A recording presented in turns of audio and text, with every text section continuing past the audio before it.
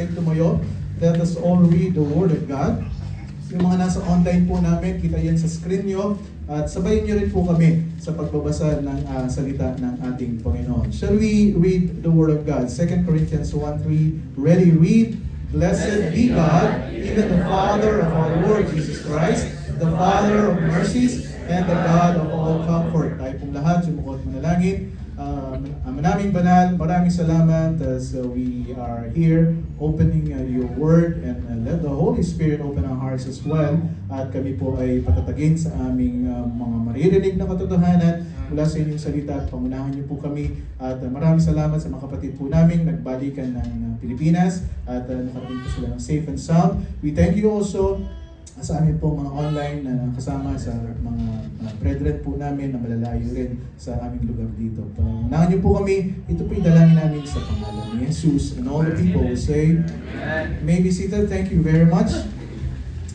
Alright, so mamaya po ay magkakaroon tayo ng konting announcements sa ating mga gagawin. So please wait for that. And let's just thank the Lord for everything na binibigay niya po sa atin. Alright, God bless you today. Let me talk about the God of all comfort. The God of all comfort. Right, last Sunday, we found out the true definition of the word comfort from our main text. Ang sabi natin, God is a God of comfort. And the Greek word there is paraklesis.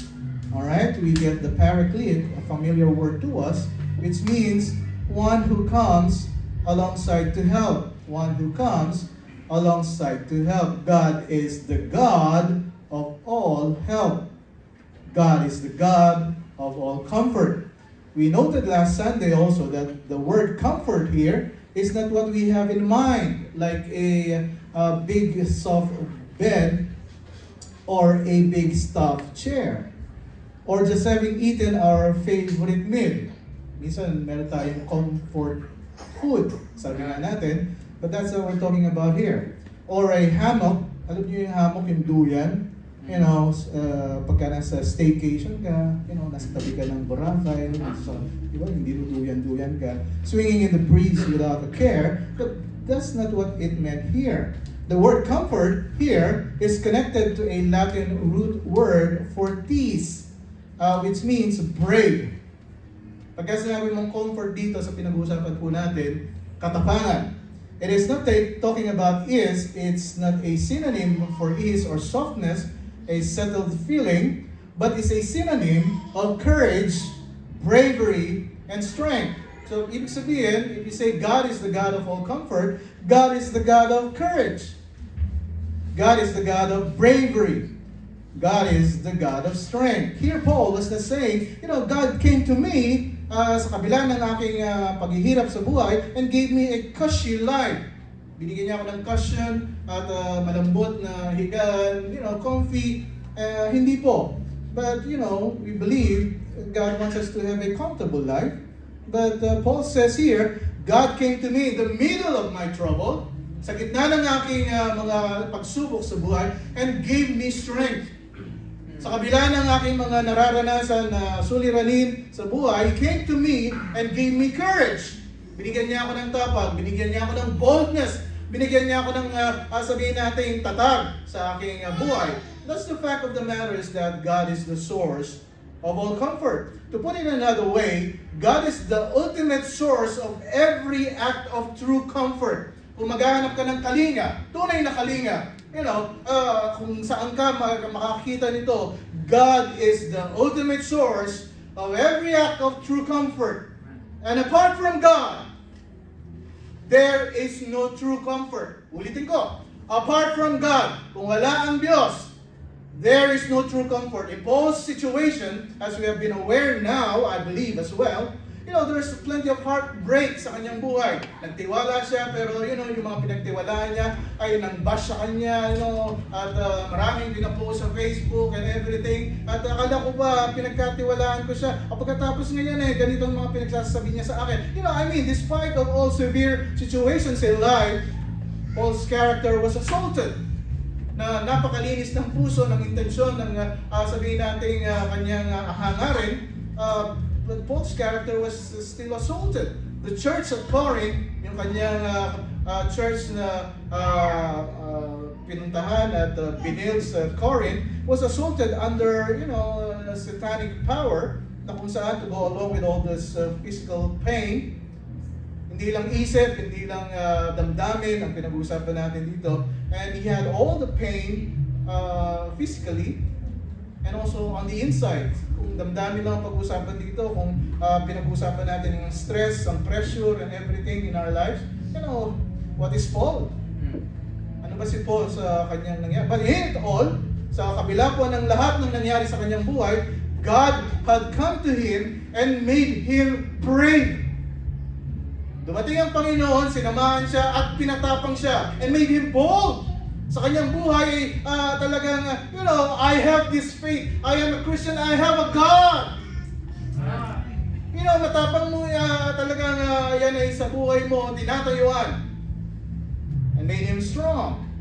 God had encouraged fortified him, and that's why he blessed God for that.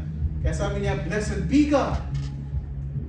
And now moving on in our 2 Corinthians chapter 1 verse 4 to 11, we see some very profound things about God's comfort, especially in our suffering. Let me just read the 3 verses from our main text. Yan po.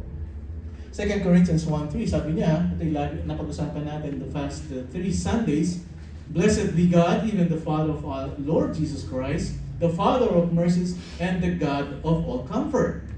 And verse 4, we come to verse 4 now, who comforted us in all our tribulation, that we may be able to comfort them which are in any trouble by the comfort wherewith we ourselves are comforted of God. Verse 5, for as the sufferings of Christ abound in us, so our consolation also abounded by Christ. Mga kapatid, the first very profound thing that we saw last Sunday, at sabi nga natin, 8 po ito, at tayo po ay nakapagsimula dun sa isa, and hopefully today ay makatatlo tayo. Ano po? And pagka ako yung mahaba, ay pwede kayo magtaas ng kamay at sabihin niyo, pastor naman, 5 hours na tayo dito, hindi ka po natatapos. Okay? Pero pagka kayo, nakikita ko, natutulog, magpa 5 hours ako dito. Anyway, meron naman tayong tinapay sa labas. Alright, the first one that we've seen last Sunday is number 1, the promise of comfort. The promise of comfort. Ang pangako ng kalinga. 2 Corinthians 1:4, who comforted us in all our tribulation. Alam niyo, ito po yung pangako ng Panginoon. Sabi niya, marami kang pagsubok sa buhay, marami kang paghihirap, marami kang nararanasan. Masasabi natin nahihirapan tayo. But there is God. God who comforted us in all our tribulation. Hindi lang isang tribulation, sabi niya, kundi lahat ng ating pagsubok sa buhay, kasama natin siya. Last Sunday, sabi ko nga po sa inyo, we need to know that God of all comfort never fails. Ang Diyos na kung saan ay puno ng kalinga, ay hindi po siya, ano bang fail sa Tagalog? Hindi bumabagsak. Diba? Hindi nabibigo. God never fails. Why? Because it is His nature. Ang Diyos ay Diyos na kung saan ay Diyos ng kalinga. At yan po ay pangako niya. At hindi po yan magbabago. It is His character. It is His promise. Pangako ko yan, hindi kita pababayaan, ni hindi kita iiwan. Kaya nga sabi ng Panginoon Jesucristo, I will not leave you comfortless. Kahit na ako'y pumunta na sa aking Ama, hindi kita iiwan ng walang kalinga. The God of all comfort, the God of bravery, the Father of tender mercy, pity, and compassion, will always bestow, mga kapatid, the appropriate encouragement to you. Kung maghahanap ka ng kalinga, maghahanap ka ng katapangan, na kung saan ay nasa buhay mo yung pagbagsak, ano sabi ng Panginoon? I am here for you. God of all comfort, the Lord who is a friend, sticking closer than a brother. Kung ang kuya mo, kung ang ate mo, ay minsan hindi maasahan, pero itong Panginoon na ating pinagsisilbihan, He is a friend sticking closer than a brother.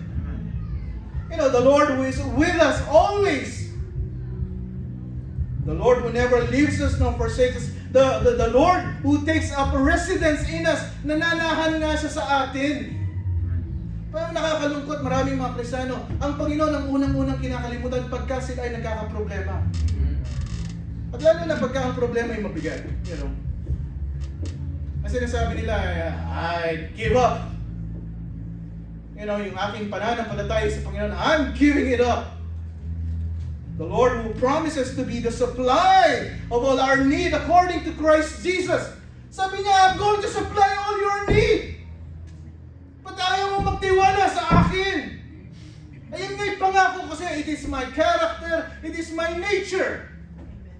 The Lord who says He is the God of all comfort will comfort us in all our affliction, in all our tribulation. Hindi niya sinabi, in some of your tribulation, Sabi niya, in all of your tribulation. You see, Paul speaks this not so much of revelation. Na pag-aaralan lang, it is a theory, it is only like, yan ay napag-uusapan lang. No. Ang sabi ni Pablo, I speaks it out. Because this is my experience in life. Ito yung mga naranasan ko sa buhay, totoo. He already gave us the greatest gift, which was His Son. Sabi niya, kung ang Panginoon nga, ang kanyang anak, binigay niyang buong buo sa atin. Ano pa yung mga bagay-bagay na mga pangangailangan sa hindi ba niya ibibigay yan?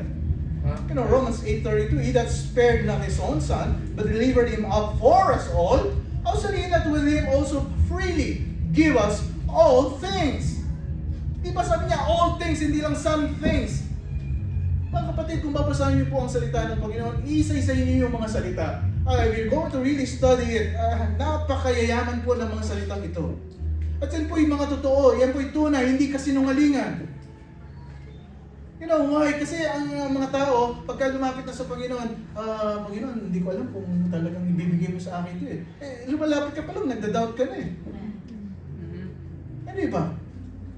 Sabi nga ng Panginoon, this is my promise to you. I'm going to comfort you in all your tribulation. Lahat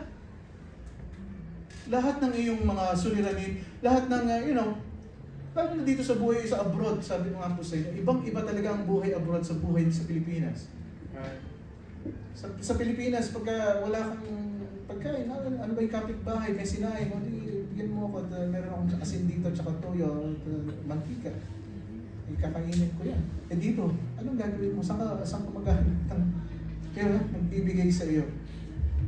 Romans 8:36, as it is written, for thy sake we are killed all the day long. Yes, naintindihan ko yan. Sabi niya, araw-araw talaga nasusubukan ka. O pwede nga lang ikaw yung mapabagsak. Sabi niya, we are also counted as sheep for the slaughter. Hindi mo ba lang na talagang araw-araw talagang ang kalaban, pag-isip mo pa lamang ikaw ay mananalangin o hindi? Ito yung sasabihin niya sa atin, ikaw ay magtitiwala sa Panginoon ngayong araw na ito o hindi? Mga kapatid, sa ating pananampalataya, sa ating paglilingkuran, we were considered as sheep to be slaughtered every day. Kaya minsan sabi nga natin, bakit ba ang problema ko hindi na nawala? Di ba? Lahat naman tayo may problema. We triumph in Him because He comes with comfort. Ang maganda po dito, andito ang Panginoon. Kaya sabi ng Romans 8:37, nay! Sabi niya, nay! In all these things, sabi sa lahat ng mga bagay na pagsubok sa buhay, we are more than conquerors through Him that loved us. Kung hindi mo makonvince yung sarili mo na ikaw ay conqueror, ikaw rin ang mahihirapan. Yung ating moderator, na-conquer niya yung... Tatayo ako dito para sa Panginoon. Ano sabi ng 8:38? For I am persuaded, talagang naniniwala ako, kumbinsido ako, that neither death, nor life, nor angels, kahit kamatayan yan, kahit buhay, nor angels, nor principalities, nor powers, kapangyarihan, nor things present, nor things to come, kung ano man ang taas niyan, kung anong lalim man yan, nor any other creature shall be able to separate me from the love of God. Walang makakapag-iwalay sa akin sa pag-ibig ng Diyos, kahit anong gawin mo. Kahit na i-bash mo ako sa buong Facebook, lahat ng mga social media, sige, lagay mo yung aking bashing mo sa akin. Pero ang pag-ibig ng Diyos sa akin, hindi mo mahihiwalay yan sa akin. You know, there is God loving His children through every extremity. Ikaw ay anak niya. Lalo pag mabigat ang problema mo, alam mo, hindi ka niya iiwanan, hindi ka niya pababayaan. Tayo nga, mga anak natin, pinaglalaban natin. Di ba? Nakita natin nadapa, talagang tatakbo tayo at kukunin natin yan. You know, and as Paul writes, beloved, I'll just remind you that this is not simply revelation, this is experience. Si Pablo had known tribulations in life. He had known distress, persecution. You know, siya po'y nagutom din sa pagbabahagi ng salita ng Panginoon. He had known the threat of the sword and peril and nakedness. Siya po ay talagang physically persecuted as well. He had been assaulted by death in life, by fallen angels and the principalities, all of it. Lahat po iyon. But sabi ni Pablo, I've been through it all. Alam mo, kung hirap lang pag-usapan sa buhay, bakit ako pa? Ay lahat nga, napagdaanan ko na yan. Napag-usapan nga namin ni Inang kahapon, ng buhay-buhay sa mundong ito. Aba, Makati girl pala to. Diba? Office, nasa Salcedo siya. Kwento-kwento kami 2 years. Nasa Ayala siya. Doon din ang office ko dati. Sabi niya, alam mo, sabi niya, ayoko ng mga naka-formal, na naka-high heels, na alam mo yun. Gusto ko, sabi niya, gusto ko sa palengke. Sabi niya. Kaya sa palengke, nagtitinda yan ng gulay. Gulay po ba ang tinitinda niya? Yan, gulay-gulay. At magaling magtinda to. Si Chef ito, akala mo.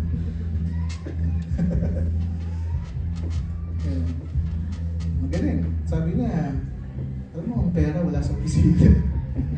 Ang pera nasa palengke. Tawag ko lang, may point naman siya. Kasi yung mother ko, ganun din po eh. Laking palengke. Siya yung nagtitinda doon. Makikita mo, pag uwi niya ng bahay, alam mo, pera, bibilangin niya sa harap mo. 2 piso, 5 piso, papel, ayusin, ganyan. Tapos ikaw nag-opisina, di ba? Wala kang pera. Sabi nga niya, yung mga nag-opisina, sabi niya, saan pupunta yan? Sa palengke, para bumili ng pagkain. Totoo nga. Sometimes, we foolishly say like the psalmist, nang sabi niya, Kaluluwa, why are thou cast down, O my soul?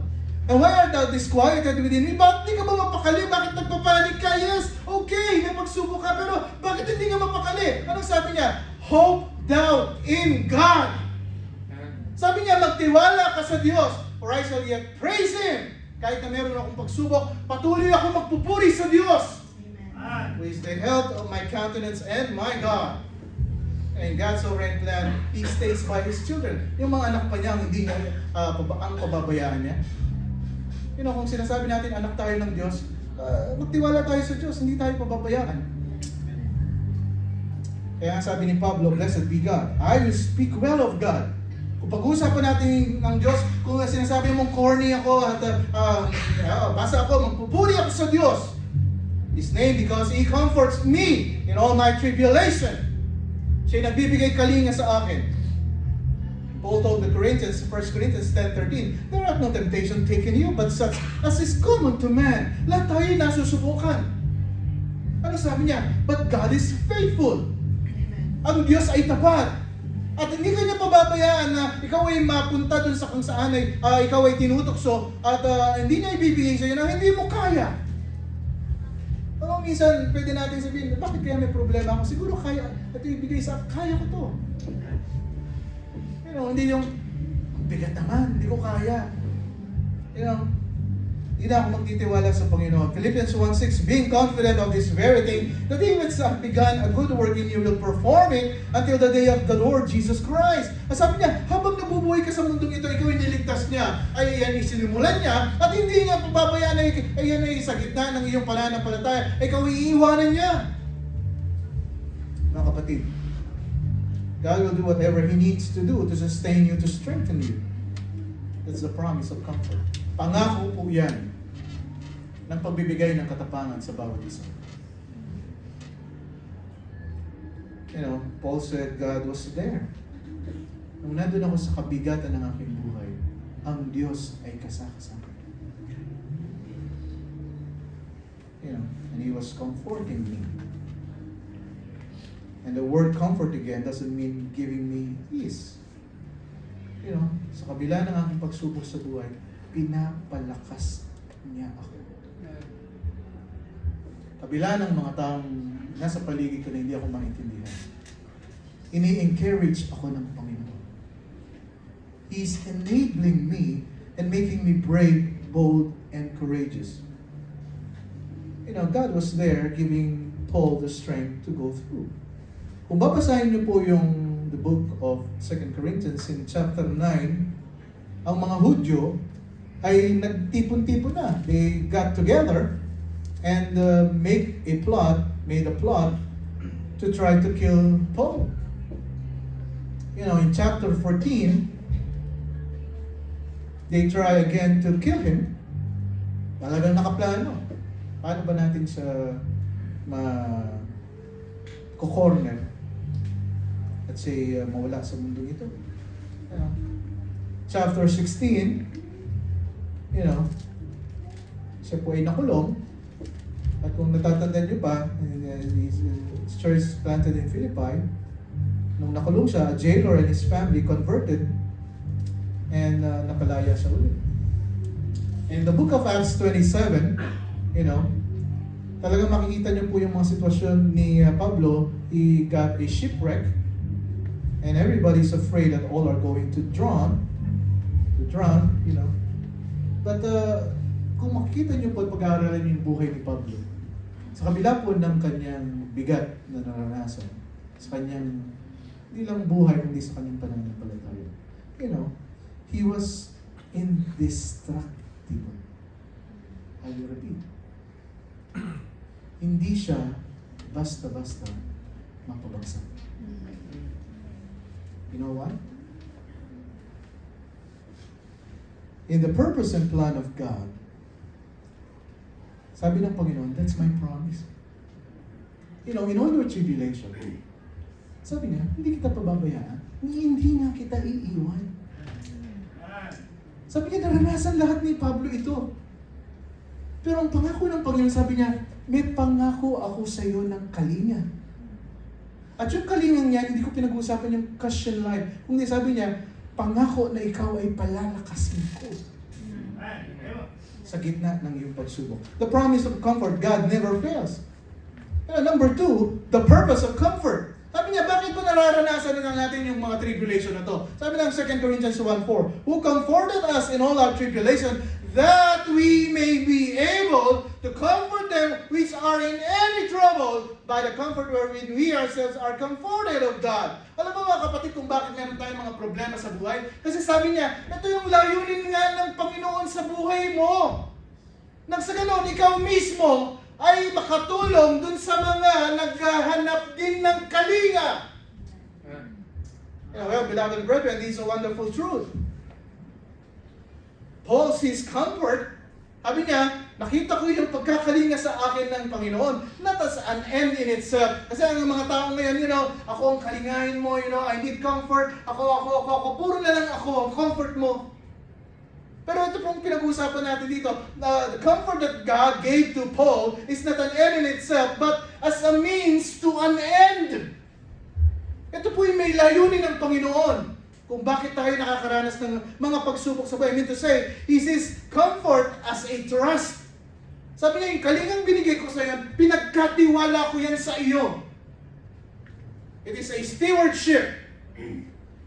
Hawak-hawak mo yan. He sees God's comfort as something not intended to end with Him, but to be passed on. Alam kung bakit tayo may mga problema ngayon? Dahil may layunin ng Panginoon. The purpose of comfort then is to make us into comforters. I don't know if you realize it. Kung napapansin nyo ngayon, bilang tayo, bilang anak ng Diyos, no, we are the one who is comforting people because of what we have experienced in life. Diba kaya nga mahirap pagka yung isang tao, hindi niya naranasan yung, alam mo yun, yung mga hirap ng buhay. Diba? Anong ibabahagi mo? Diba? Kaya nga sabi ko nga po sa inyo, tayo'y mapalad dahil sa kabila po ng hirap natin sa Pilipinas, tayo po'y nakarating dito. You know what's the purpose? That He may be able to comfort others. Kasi maraming tao nga ngayon, bakit ikaw naghahanap ng comfort? Ikaw nga kino-comfort ng Panginoon. Di ba?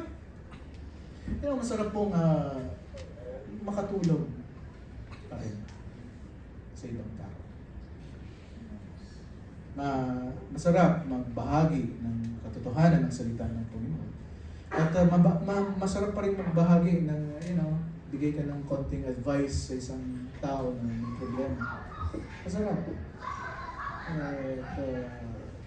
It's fulfilling actually. Na sometimes, marami kasing mga tao, dahil sa kanilang mga pagsubok sa buhay, wala akong ganang mag-encourage ngayon. Ako nga, discourage eh. Ako pang mag-encourage. Di ba? Ako pang iintindi eh. Ako nga hindi inintindi. God is a comforter. Christ is a comforter. The Holy Spirit is a comforter. And so should we be. Na tayo mismo ay talagang magbigay din ng kalinga. Kung paano tayo kinakalinga ng Panginoon para may pasa po natin sa ibang tao. Yung kalingang pinagkakalob sa atin ng Panginoon. Paul is in effect saying, I'm so happy to be comforted by God. Alam mo, ako'y natutuwa dahil ako'y binibigyan ng kalinga ng Panginoon. In my distress, so that I can use the comfort He gave to me and the strength He gave to me to strengthen you. Sabi ni Pablo, sa kabila ng inyong pangbabash sa akin, mga sinasabing hindi katotohanan sa akin, sabi niya, kinakalinga ako ng Panginoon. Bakit sabi niya? Para makalinga ko rin kayo. Kung unawa lang ang Panginoon nga, inuunawa ako. Kahit anong pasaway, katigasan ng ulo ko, inuunawa ko. Okay, inuwa ako ng Panginoon, ako'y mag-uunawa din ng mga tao sa aming paligid. Now, it's interesting really. The sovereign God used Paul to humiliate the Corinthians. Hindi man magandang pakinggan, pero God used Paul to humiliate the Corinthian church. Ang sinasabi ni Pablo, ang sinasabi ng Diyos sa ginagawa niya kay Pablo, kinakalinga ko si Pablo at pinapakita ni Pablo sa mga Corinthians na ito yung katotohanan, ay gumising kayo. To wake them up from their foolishness. Para gumising kayo sa inyong kahibangan. Sa inyong pagmamataas. Sa inyong arrogancy. This is what God is doing while Paul comforts him to humiliate the Corinthian church. Sige, bash nyo siya, sige, ganito nyo siya, pero kakalingayin ko siya para siya maging matatag, at nang sa ganun, ay maipasa niya sa inyo yung katatagan na iyan. At para makita nyo yung sarili nyo, wake you up! Gumising kayo! There are a lot of influences that the enemy is trying to do just to make you ineffective in your spiritual life. Sabi ko nga sa inyo, bubulagin kayo. Kung papabagsakin lang, kung pwede kayong pabagsakin, sabihin niya, huwag na kayong pumunta ng church pagka Sunday. Pag-aaway-awayan tayo, and, ang sabi ni Pablo, no, this is what God is doing to me. To wake you up. To knock you down. To convict you. To confront you. To bring you into your knees. To cause you to repent and change. Magsisi at magkaroon ng pagbabago sa Panginoon. God used Paul to humiliate these Corinthians, and then God allowed Paul to suffer. Babayaan kong mahirapan siya, pero makikita nyo, kakalingayin ko siya. Paul knew that those who receive the most trouble will experience the most comfort. Kung gaano kabigat ang iyong pagsubok sa buhay, ganun din po kaganda yung kalinga na ibibigay sa inyo. And those who experience the most comfort are thereby able to comfort others the most. At kung ikaw kinalinga ng Panginoon, ay yun po'y gagamitin ng Panginoon para magkalinga ka rin ng ibang tao. Meron akong nakakausap na isang kapatiran, sabi niya, alam mo, kami po ay pinalaki na ayaw namin mamerisyon ng ibang tao. Sabi ko, napakagandang prinsipyo naman yan. And sometimes, we have to think about that also. True. We have different personalities, but God is doing His best to comfort us because He wants to wake us up. Paul saw God just passing comfort through him. Ang nakita po ni Pablo, kinakalinga ako ng Panginoon kasi ipapasa ko ito pagkalinga sa ibang tao. And I have been distressed, humiliated, afflicted, and hurt. Sa sakit lang namin ng pag-usapan. Si Pablo kaya ay nagtiwala ng lubusan, pero yung mga pinagtiwalaan niya, ay ginawan pa siya ng hindi kanais-nais sa kanyang kailangan. Ang maganda po kay Paul, nung nararanasan niya po yung hirap sa buhay, he did not succumb to his pains. Hindi siya yung nag-dwell dun sa, ako na nga ang sinap, ako na nga lahat, ako na nga ang ganito. Hindi po siya terribly bodily pain. He was deprived. There's an anguish of soul kung pag-usapan lang. There's this battle with error. Mayroong false doctrine, false teaching. And all of that is all that's the means of devastating his own human pride and weakening him to the point na kung saan ay where the strength of God was infused into him. Alam mo talagang gagawin po ng Panginoon talagang, yung kahinaan po natin ay sabihin niya, pahihinain kita kasi gusto kong makita mo yung lakas na ibibigay ko sa iyo. That was made him the mighty man that he was. Kasi nga po, yung kalakasan na meron siya ay hindi po nanggaling sa kanya. It is the Lord's. It's the same thing mga kapatid. Alam po. Tayo po'y nakakatayo, tayo po'y nakakausok sa ating buhay. Not because of our own strength. No, it is the strength of the Lord. Amen. That's the purpose. This is what Jesus said to Peter. Sabi ng Luke 22:31, and the Lord said, Simon, Simon! Sabi niya, behold, Satan had desired to have you. Hindi mo ba alam, Simon, sabi niya, na kung saan ang kalaban na si Satanas ay gusto kanyang angkinin, that he may sift you as a wheat. Gusto kanyang angkinin. But I prayed for thee. Pero yun mo, Panginoong Jesucristo ang mismong nananalangin para kay Peter. But I pray for thee, that thy faith fail not. Sabi niya, ang iyong pananampalataya, hindi bumagsak. Ang panalangin ko sa iyo, ang pananampalataya mo sa Diyos ay hindi magkulang.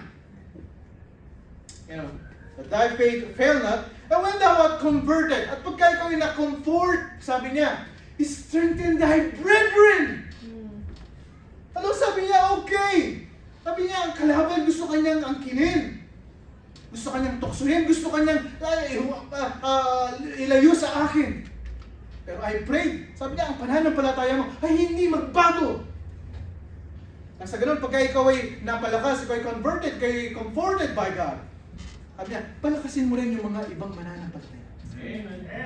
Do you understand that? Amen. Great. What's going to happen to you, Peter, is this, sabi ng Panginoon, you're going to get hit with the fury of hell. Sabi niya, kung pag-uusapan ng pagsubok sa buhay, kung papagsakan lang dito, sabi niya, ang kalaban, gusto kanyang kainin. Right. Gusto kanyang kunin at ilayo sa akin. Kaya minsan, nadadala tayo ng damdamin natin. Sabi ko nga po sa iyo, ang kalaban talaga natutuwa pagka ikaw ay, yan pa lang yung weakness at ganito nga ang lagi kong gagawin sa iyo. Kasi ang kalaban gusto kanyang kainin. The good thing about Peter, sabi ng Panginoon, di mo ba alam na bago sumikat ang araw, i-deny mo ako 3 times. Tama? And he did. Diba? At ginawa niya, alam niyo, ito po yung istorya kung pag-aaralin niyo mabuti. you know, nandun sa tuktok ng pagsubok sa buhay. And he turned around from diba, nandun siya sa pinakamabigat na pagsubok na kung saan, ano ka ba, magtitiwala ka ba o di-deny mo ako?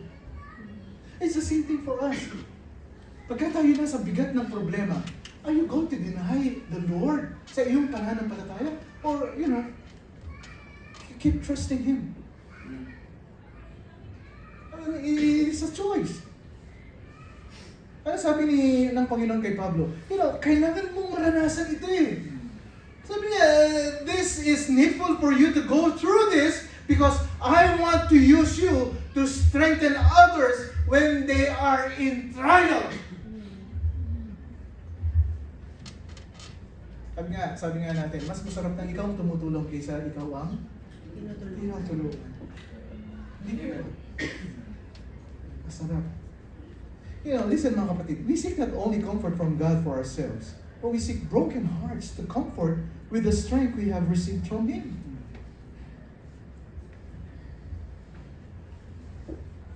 2 Corinthians 1:4, who comforted us in all our tribulation, that we may be able to comfort that which we are in any trouble by the comfort wherewith we ourselves are comforted of God. God alone brings through comfort.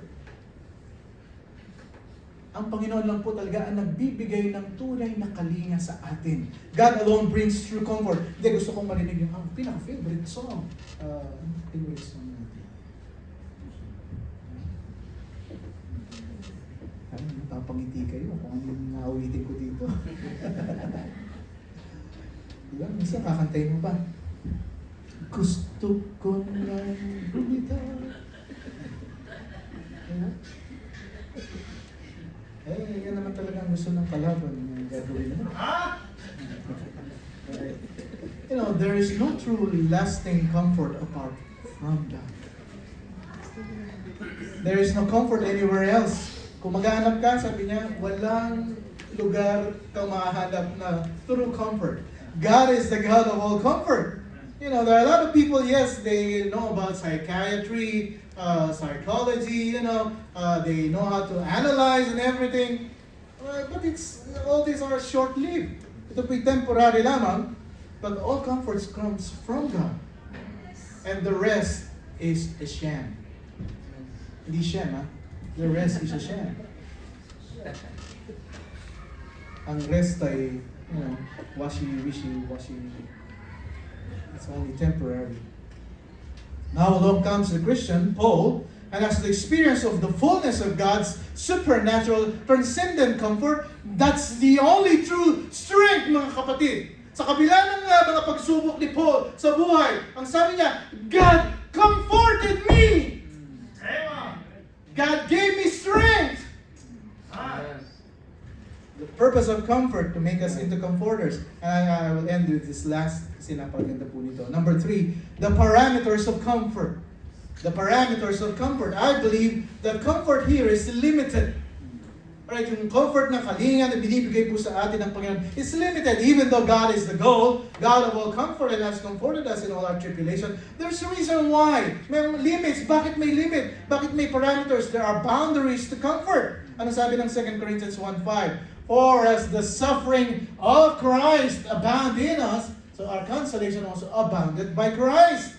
You know, well, ano ba ibig sabihin niyan, Pastor? God's comfort extends to whatever level we suffer for Christ. I will repeat. Ang level po ng pagkalinga sa atin ng Panginoon is how much degree you suffer for Christ. Alam mo, ito po si Pablo, ay hindi naman siya naging maraming pagsubok, not because you know, matalino kasi ako, magaling ako, dahil binabasa ko ng lahat. You know, ay siya po yung nag-suffer, it's because the suffering of Christ. It's all about Christ. You know, it's all about sa pananampalataya. God's comfort extends to whatever level you suffer for Christ. Kaya nga maraming mga Kristiyano, bakit ako hindi ko naman nararanasan ng mga suffering sa buhay? Check mo kung ikaw ba ay tapat sa Panginoon o hindi. You know, do you understand what I'm saying here, mga kapatid? Amen. Kaya nga, maraming mga Kristiyano sabi nila, ay kung kailan ako naging tapat sa Panginoon, doon ako dumadami ang problema. It's because there's a parameters here. Di ba? Sabi niya, kung ikaw ay maghihirap para sa Panginoon, ang sabi niya, ay yun yung degree na comfort na ibibigay din sa iyo ng Panginoon. The boundary of God's comfort is righteous suffering. It is righteous suffering. The suffering of Christ will be ours in abundance. He says, it abounds in us. And so will the comfort be. The comfort will be equal to the suffering. Kaya nga po sabi ko nga po sa inyo, lahat ng ginawa mo dito na ikaw ay nahihirapan sa paglilingkuran, sabi ko nga po sa inyo, itatapatan niya ng Panginoon ng pagkalinga.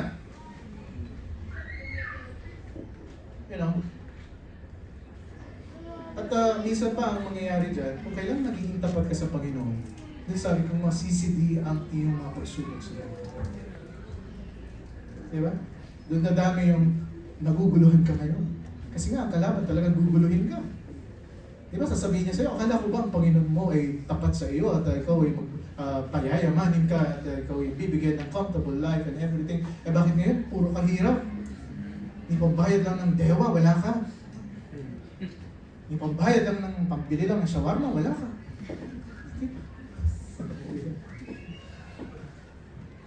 The comfort will be equal to the suffering. Not suffering for sin, of course, but suffering for Christ. We are talking about obedience here, mga kapatid. Paano ka bang sumusunod sa Diyos?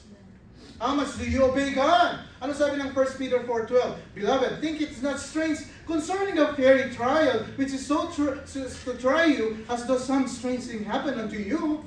Minsan nagtataka pa tayo na, bakit kung kailan ako nagtitiwala sa Panginoon, naglilingkod sa Panginoon, ang dami ko namang pagsubok sa buhay. Diba sinasabi natin, strange. Kasi yung salita ng Panginoon, ang sinasabi niya, pagka nagtitapot ako, pagpapalain ako. Kasi nga, binubulag tayo ng kalaban. 1 Peter 4:13. But rejoice! Sabi niya, ikaw ay rejoice? Magpuri, ikaw ay mag-praise, ikaw ay i-bless God. Inasmuch as ye are partakers of Christ's suffering, then, when His glory shall be revealed, ye may be glad also with exceeding joy. Sabi niya, huwag kang magreklamo pagka ikaw ay pinapersecute dahil sa iyong Panginoon. Yeah. To the degree that you suffer for Christ, you will be comforted. 1 Peter 4:14. If ye be reproached for the name of Christ, ano sabi niya? Blessed are ye. Happy are ye. Kung ikaw ay pinapersecute dahil sa pangalan ng ating Panginoon, happy are. Amen. Yeah? Kahit anong sabihin mo sa akin, tatayo ako para sa Panginoon. Kahit na anong i-bash mo sa akin, I'm going to spend my time serving God. Kahit na sino pa yan, I cannot deny my faith. Amen. I'm going to stand for the Lord. It doesn't matter what happens to you for the name of Christ. God will bless. Ang sabi po ng Biblia, for the Spirit of glory and of God rested upon you. Sabi niya, yung Espiritu ng kalwalatian at ng Diyos ay nananahan sa iyo. On their part, He is evil spoken of, but on your part, He is glorified. Di ba noon pa naman ganyan na ang ginagawa sa ating Panginoong Jesucristo? Iba-iba na ang sinasabi sa Kanya. Pero sa part mo, sabi niya, He is glorified. Di ba nga sa ating church po dito, ito na nga po ang ating hangarin para mabigyan ng kalulatian ng ating Panginoong Jesucristo. Strength and will be infused. Sa kabila ng mga pagsubok sa buhay, you will be strengthened in the inner man by the Spirit of God. Kaya mga kapatid, sabi ko nga po sa inyo, magtuloy-tuloy po tayo sa ating Panginoon. Really, my prayer for you is to continue to your faith, to be strengthened. First Peter 4:14, but let none of you suffer as a murderer, or as a thief, or as an evildoer, or as a busybody in other men's matter. Anong ibig sabihin po nito? You know, there's no promise, mga kapatid, of future glory. There's no promise of present power of the Holy Spirit to comfort and strengthen you if your suffering is a suffering for sin.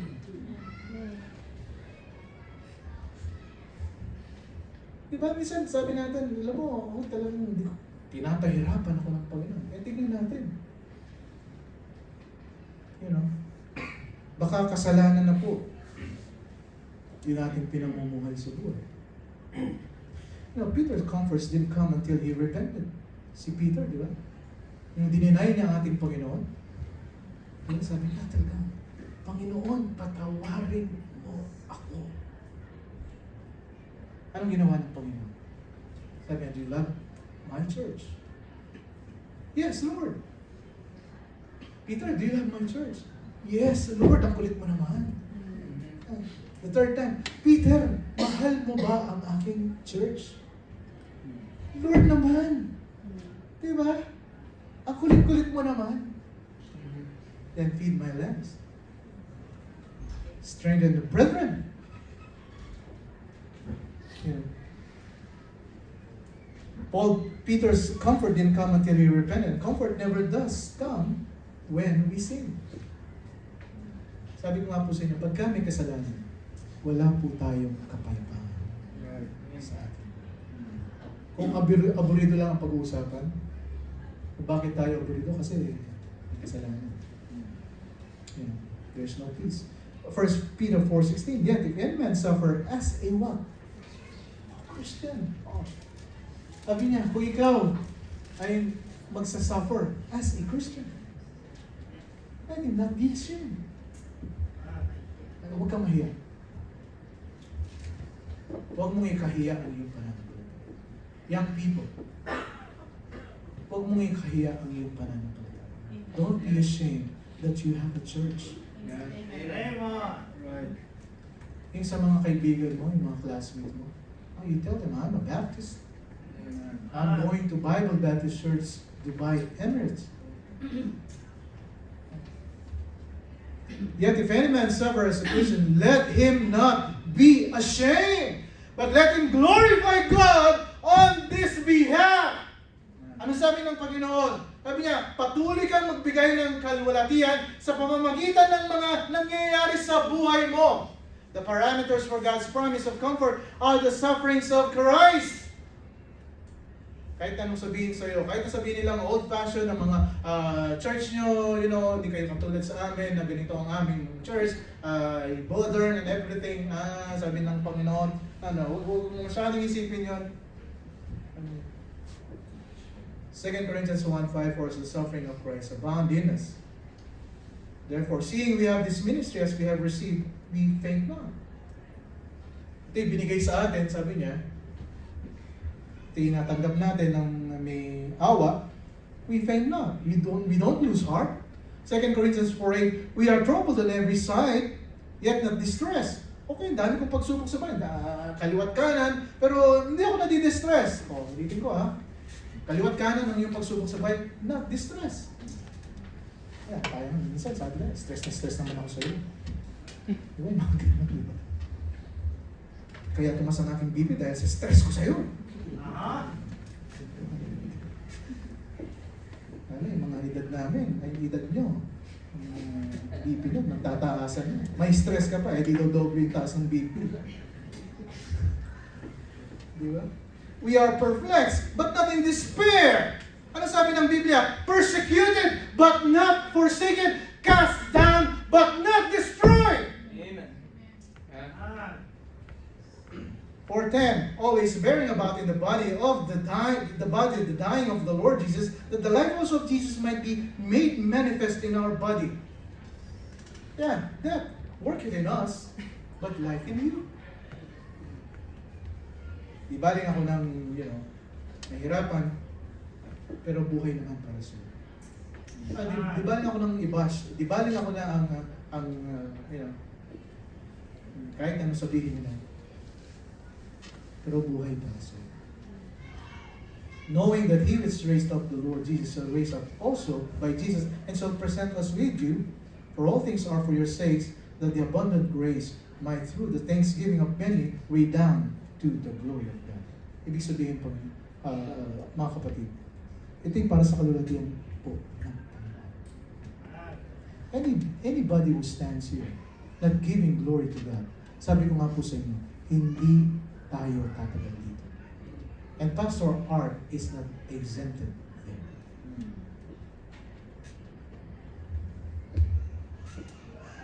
Galatians 6:17, from henceforth let no man trouble me, for I bear in my body the marks of the Lord Jesus Christ. Yung kitang-kita yung marka ng Panginoong Jesucristo sa buhay po natin. Colossians 1:24, who now rejoice in my sufferings for you, and fill up that which is behind of the afflictions of Christ in my flesh, for his body's sake, which is the church. You know, mga kapatid, Paul said, I want that. Nahihirapan ako, pero I have no choice to thank the Lord because I have all these sufferings in my life. You know, and Paul had a tremendous amount of suffering. Kung makikipag-compare lang po tayo sa hirap ng buhay, Paul had a tremendous amount of suffering.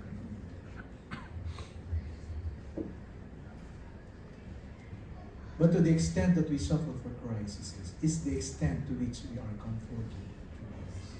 Mga kapatid, the promise of comfort comes from God. The purpose of comfort comes through us, through others. The parameters of comfort are defined by the suffering for Christ. Brethren, naiintindihan niyo po ba? Amen.